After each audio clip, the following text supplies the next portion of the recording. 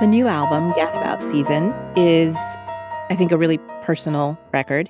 And you are so well known as an interpreter of music by Alice Coltrane and Dorothy Ashby, who are like two icons and I think two of your greatest My inspirations. lodestars. Yes. Oh, perfect. Yes. Well, I'll share with you. I was just in Philadelphia playing the Piano Concerto by Florence Price, who is, I think, the same for me, in a hall that's just been named after Marian Anderson. Oh, wow. It's certainly the same for me. And I was thinking about what you say about this record, that you are honoring the legacy of these women while not paying a direct tribute. And that really struck a chord because there's so many ways to do that, like to, ingest everything that they've given, but then translate it into something new. Yeah. Really just being sure to acknowledge like that this existed. And it's sort of like with anything in life that you do, whether you're a vocalist or any kind of instrumentalist, or in any field. Yeah. There was someone before you who did, if not the same thing, something along those lines. And you want to, I always kind of want to keep a step in history, a step where we are now, and then kind of looking forward to the future. Yeah. I was thinking too, obviously as a pianist, there's a huge family tree of so many people who have played the piano, right? But then when you start narrowing in and like where are the women who played the piano and where the people of color played, that gets a lot smaller. Yeah. I think already there aren't as many harp virtuosos as piano virtuosos in art history, right? But then now when we start to focus in, I mean, it's a handful of people that you have to look. Definitely a handful. And in fear of sounding old, Google wasn't a thing before. Mm-hmm. So you couldn't just go to the internet and find someone like you can now. But when I was younger, the only one we really knew of was Ann Hobson Pilot, Mm-hmm. who was in the Boston Symphony for so many years. So other than that, Dorothy Ashby passed early on. Alice Coltrane was around, but she wasn't around. Yeah. She was on her ashram in California, not playing harp. And so this epic loneliness of just not having peers that look like you. Mm-hmm. And not only that, having interest in like maybe doing more than what's in your method book or what your teachers are giving you. There were really no examples to look for. So it's super, super isolating. So back to this, finding the few ancestors, I feel like we taught our teachers. We had to teach our teachers these people exist. Right. I never thought about that. Yeah, totally had to teach Wow. I mean, well, in the classical world, for sure. It never occurred to me. Like, yeah. I was telling the story last night of how I first found Florence Price's music in a book, in a library, in my music school. And what did you say? Epic loneliness. Epic loneliness. Yeah. Yeah. Let me show you this thing. Do you know this music? Right. Yeah. But now the next generation actually do. Yeah. So you were a teenager, I think, when you first found Alice Coltrane's music? Oh, yes. I thought you meant when I started harp. Oh. Yeah. My dad actually gave me an Alice Coltrane CD. And Blue Nile was the first track on there. And I was like, okay, that's it. Yeah. It's a wrap. Yeah. I need my harp to do this. Yeah, which must have been so radically different than what you were being taught to do with your harp. Right. But it was like, so it was harp in the context of a rhythm section, which I was like, whoa, this is great. But then it was also Pharoah Sanders and Joe Henderson on flute. So I was like, oh, it's like harp and flute, traditional, but it's turned upside down. I was right. I like traditional with a twist. That's me. So it was like right up my alley. Yeah.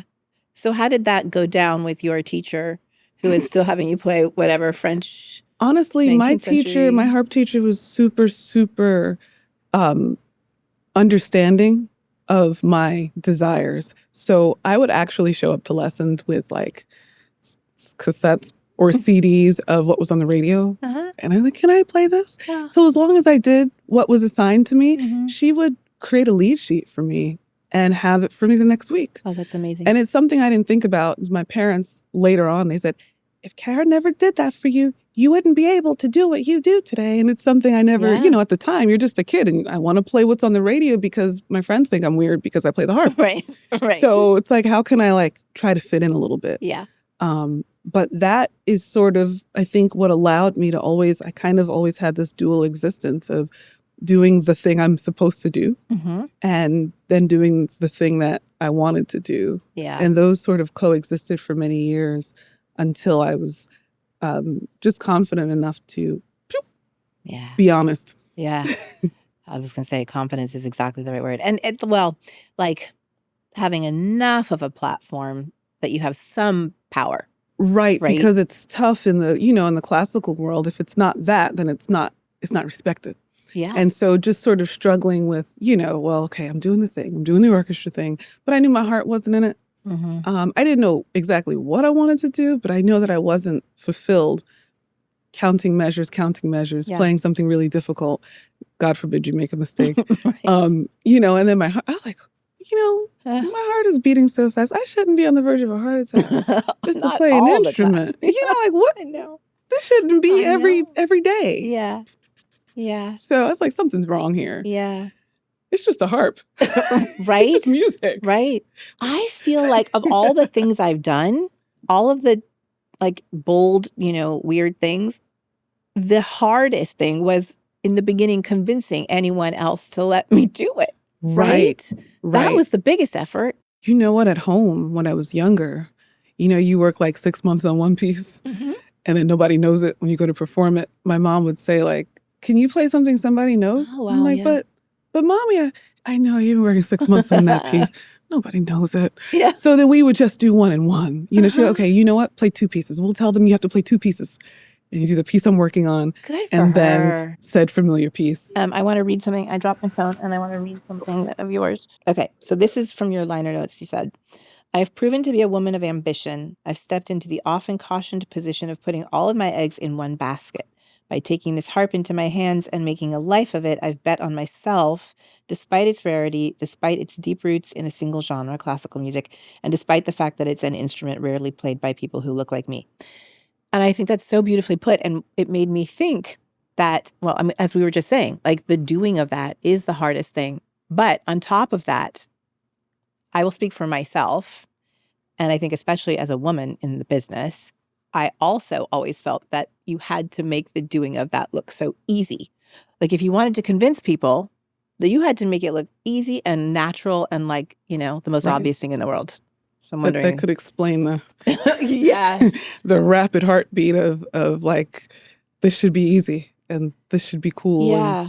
Yeah. But also the carving of your own path and like the doing of the unexpected thing. I think you also have to make that look so easy breezy. I think it required a certain amount of, honestly, posturing. Yeah. I just was at a harp competition, one of the biggest harp competitions, and I was talking to my friend and I was just like, some certain people, the way they talk to you, it's like, wow, she's really talking down to me. And it's a feeling I used to have all the time when I was younger, but I'm like, I'm old now. I shouldn't really have that kind of response inside to the way that she's speaking to me, Yes. It's like, wow, it's still there. It's still there. Yeah. Yeah. Confidence. It takes a long time. Yeah. Speaking of which, you just got a whole lot of approval and a whole lot of money. Oh, yeah. No, this Doris Duke thing, Doris Duke Award, that is huge. Actually, does it make you feel, seen, heard, and like... Yeah, so when they call, first of all, they just call you and tell you. So I didn't know why they were calling, And I was at the car dealership. And then I turned around and I bought a really nice car. But what they explained, it was like, okay, it did take a minute to actually sink in. Yeah.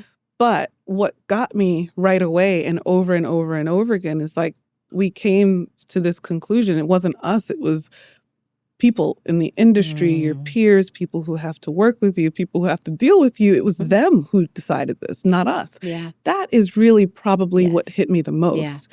Yeah. Like, wow, I think I'm likable. No. Because it's really humbling. It's super humbling. Because just being an artist, there's a lot of worry that comes with it. Even for someone who works a lot, you don't know what is to come. So yeah, well, congratulations. Thank you. It's what a happy thing. Another happy thing I think was making this record with Alice Coltrane's harp. I did. Yes, I did. I did. That is true. I did. Will you tell a little bit of that story and how? About how I pose at that harp every morning, twirl around it, and then I look up at the cover of my record shelf. Yeah. I've got the monastic trio on the wall, and I'm like, oh, crazy. Morning. Yeah. But it's also like giving new life to this instrument. Absolutely. Which, you know, it's funny. I first started. The long story short is in 2007 when she passed away, Ravi Coltrane called me to play for her memorial.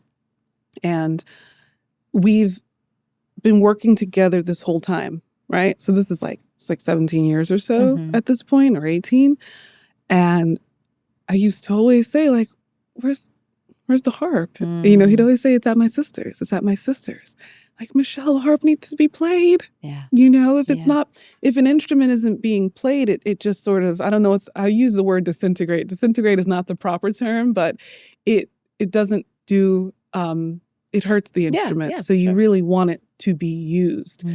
So in this recent year or two, that the Coltrane home is called the Year of Alice. There have been lots of concerts, the exhibition at the Hammer Museum, oral history presentations that Michelle Coltrane has been doing, really awesome. But yeah, the restoration of the harp was a part of that. Yeah. And I had played it once before prior to its restoration. That was my whoa, head explode moment. And this go around, it's like, all right, I have to practice on this instrument to really come to a place where I feel like, just like your own instrument is like, this sounds so cliche, but an extension of you. But really, instruments are personal. Yeah. So it really takes time with the instrument for it to really, for you to be able to have your voice on it. And it kind of goes back to what we were talking about earlier, like keeping history alive, right? Not confining it to a museum or someone actually asked in an interview, do you feel like a little sacrilegious boasting gadabouting on Alice Coltrane's sacred harp? And I'm like, no, you know, the album is about finding joy. Yes. And what do you think she was trying to do? She's left with 4 children and her husband died. Don't you think she was looking for joy? And everyone's route to joy is different. Right. But no, I said, I think she'd be all for it. And you've said that during this time of making the record, it's not been the easiest time for you. It's been right. Yeah. So it's like life knows how to take its dips. Yeah. And it's like, okay, how do you deal with the dip? You can stay in a fetal position in bed, or you can ignore it and do the thing that you do. My drug of choice is work. Yeah. Or you can figure out a way to deal with it and process it. So the process of not just writing, composing, and recording this album really was my way of processing. Yeah, for sure. I am finding that with colleagues, just there is this intense creativity. And actually, if you think about it, periods in history where a lot of blossoming happens are not the best times. Never. Right? But the creative folks go into the room and you're right, it is processing. I mean, it's like purging. But also, don't you feel that there is this urge to make a thing that speaks to something better? Like, there really is. Yeah, for sure. And it's something like, it's not even though everything I wrote on this album was like personal, it all felt very selfless. But it sort of just happens, and it's like something bigger than you that's making the thing happen. It's like an external push. Right. Because you're talking about how making the music was your way of processing yourself, right? It's the same for the listener, right? So whatever you're helping them channel, whether it is just happiness or even connecting with their grief or whatever it is that moment, it's a conduit. Yeah. I'm feeling that a lot in audience. For sure. Dialogue. Yeah. I'm noticing it more now than in past years too. Yeah. One of the things that I'm busy with is, so the country's about to turn 250 years old next year.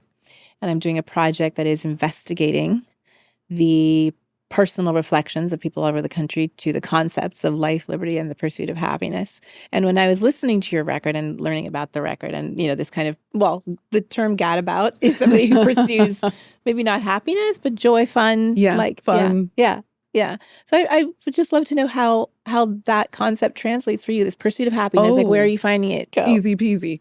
One way, and this is the most obvious when it comes to just like us playing the music when we're on the road. You know how it is on the road. The audience sees the product, but what we have to go through, OMG. So when we're going from country to country, state to state, day after day after day, it's like we want to be able to do something, find a moment to have some joy. So is that in a great meal? Yeah. Is that in a nice walk at a beautiful park? You know, in certain places of the country, it's like we can't come here and not do that. Right. Is it sacrificing sleep so that we can go and do something that night in this town? You know? So that is literally the way that we find our joy out on the road. Is it stopping and shopping? Yeah. Sometimes we'll do a group shop. Yeah. You know? Yeah. And translating that into everyday life, even when not working, it's if I'm feeling a kind of way about something or things are really bad or down, it's like, stop. Something's good. So let's just find that and focus on that for the moment. Yeah. But finding that joy takes work. Yeah, it really does. Good work, though. I feel like, you know, a great privilege. Road life is hard, but a great privilege is that we get to go so many places and meet so many people. And so to make that extra effort to understand the place where you are, and to have a conversation with someone who's not in the concert hall, right? To have a conversation with someone in a bakery is a beautiful thing. Yes, that coffee shop. Yeah. Yes. Yeah. You really just enjoy things that maybe you can easily take for granted otherwise. Yeah. What is the happiest song on the record? God About Season. Yeah. That's the happiest one. And the record doesn't have any words. Right. Because on purpose, I had so many deep emotions in both directions that I wanted it to come across. So there's one where it's like, oh yeah, anxiety.